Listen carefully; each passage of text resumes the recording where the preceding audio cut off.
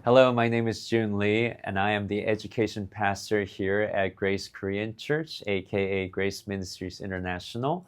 I've been serving at this church for about 20 years, pouring my life into the next generation, having done ministry towards junior high students, high school students, college students, even the EM adults for a time. But right now, I'm overseeing all of the student ministries, so from college all the way down to our babies. And today I just wanted to share with you a little bit about our short-term missions that our education department hosts. And when I first came to this church, even though our church has been a missional church for all of its history, I noticed that there weren't very many opportunities for the youth to go on missions at all.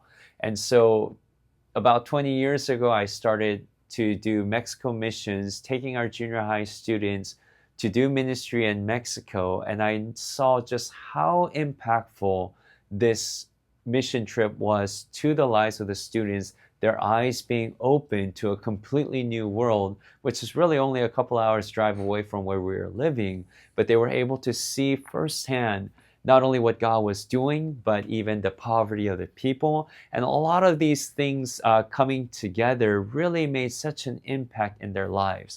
And so after that, I started to take students to missions at least twice a year. And now as the education pastor since 2019, one of my first goals as the education pastor was to really develop and allow the education missions to grow and flourish. And so now every summer we send 8 different teams to 8 different countries. In the spring, we usually send about 3 teams out, and we're also planning on sending a team every fall during Thanksgiving break as well. So we are grateful for what God has done and what He is continuing to do. Now, I just wanted to explain a little bit about our education missions. Well, first of all, as you know, we have a church that has sent over 300 missionaries to over 60 other countries in the world.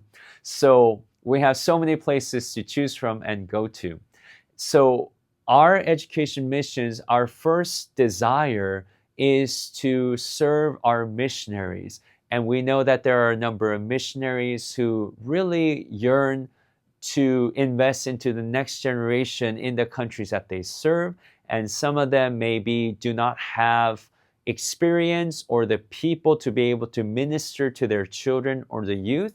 And this is where we come in, where we want to come serve our missionaries, knowing that it's not about us and our agenda, but really serving those who are there long term and trying to be a blessing and perhaps a boost to the missions that is already taking place with these missionaries. And so we are looking for mission sites every year where the missionaries want us to come to do some type of ministry to their children or their youth or their young people, their college students and young adults. And so that's our first criteria, really, is the missionaries who desire for our teams to come. And the second criteria really is this: we want to do it in partnership. We simply cannot afford to go to the same mission field every year, since we have so many missionaries and so much demand for us to come to each of these mission fields. And so our policy is that we try to go 3 times to the same mission field, but no more.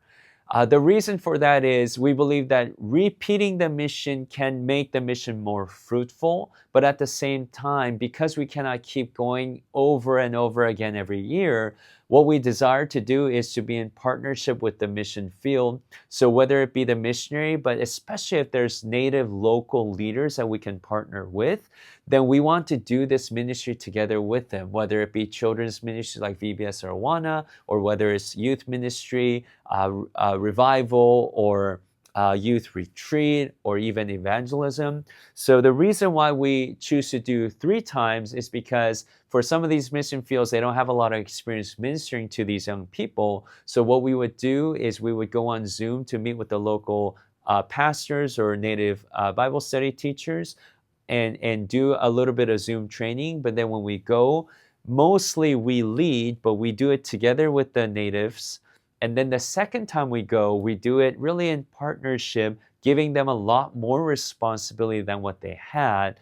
And the third time around, we have them lead the whole program, but we come to support, offer feedback, and just give them practical know-hows that perhaps they need.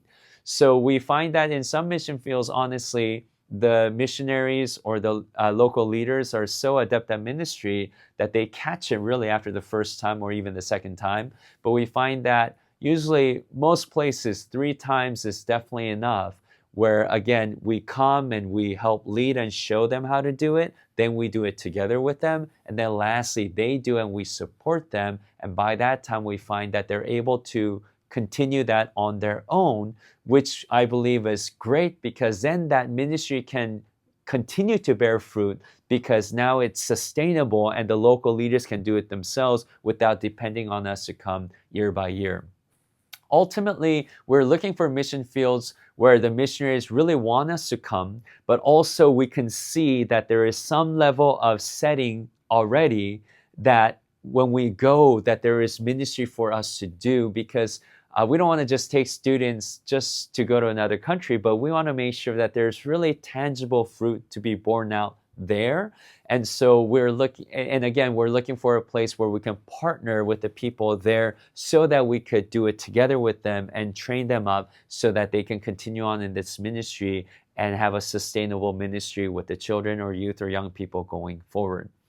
The other aspect of our EDU missions is that we really see this as an investment into the next generation. We go to a missional church. We believe that we serve a missional God. So we believe it's absolutely critical that we raise up and disciple our students to become a missional people as well. And we find that short-term missions present us perhaps the best opportunity for us to really disciple our people and give them the ability to fulfill the Great Commission in their own ways.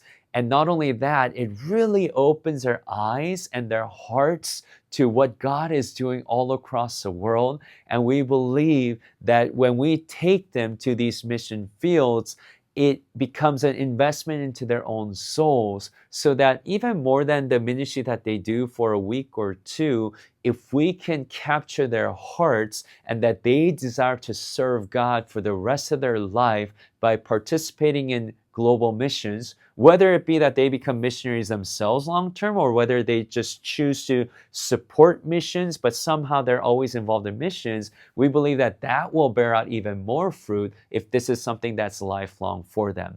So we really believe that we're investing into the souls of these young people. So that's why we believe that the training leading up to the missions is absolutely critical, that we really invest a lot of time to train them up, especially in prayer, spiritually. Of course, we do practical training like language or learning certain songs or skits and these kinds of things, of course, but we really want to make sure that they are well equipped in prayer and there is spiritual training that is taking place so that they are ready to be a blessing and not simply a burden to the missionaries there. We do have 2 quick rule of thumbs for our team, is that there's absolutely no complaining allowed, because we believe that if they're in a mission field and complaining, they have no idea why they're there in the first place. And secondly, we really emphasize unity and love within the team, that we do not want to have any division or infighting, because we believe that destroys the mission.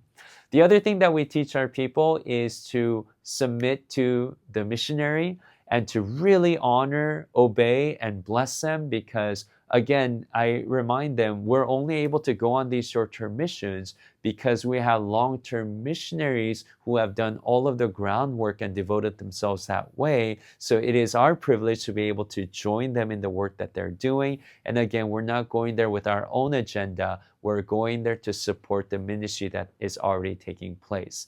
It's always a bonus, of course, though, if those mission fields where English will be an asset, simply because we're all English speakers. So whether it be that they are English-speaking countries or whether English could be a draw that brings so many people to the mission field and that we can minister to, obviously those would be preferred.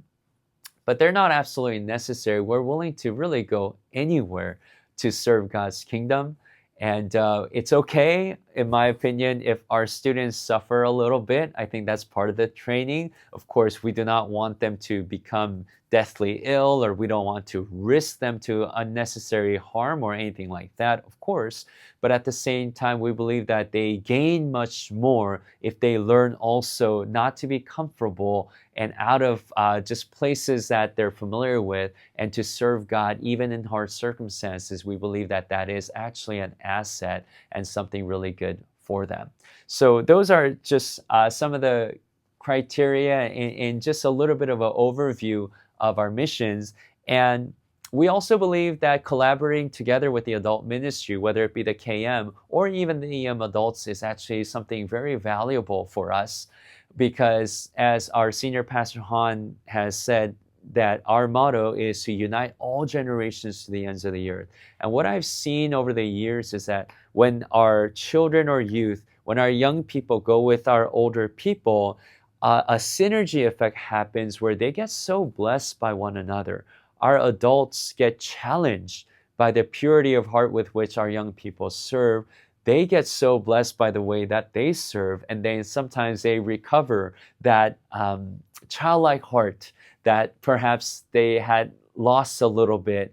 And likewise, our younger people get so blessed by our adults who love them, and they see the way that they serve, and they get really challenged and blessed by that. So I have seen time and again just how beautiful it is when different generations go together to do missions together. And especially in our church, I believe that that is the most practical way to unite our generations, because missions is such a heartbeat of our church as well. So I want to encourage all parents, if you have opportunities to go on family mission, to take advantage of those opportunities.